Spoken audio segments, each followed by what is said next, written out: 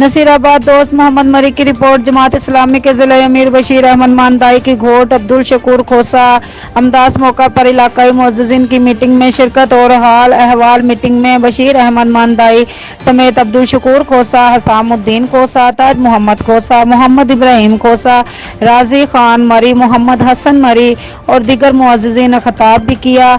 इलाके के मसाइल और आने वाले बल्दियाती इलेक्शन भी ज़ेरे गौर आए और बहुत जल्द इलाकाई मसाइल पर मीटिंगों का सिलसिला और इलाकाई मुअज्जिज़ीन से मुशावरत का बाकायदा मुहिम शुरू करने का अज़्म भी किया गया।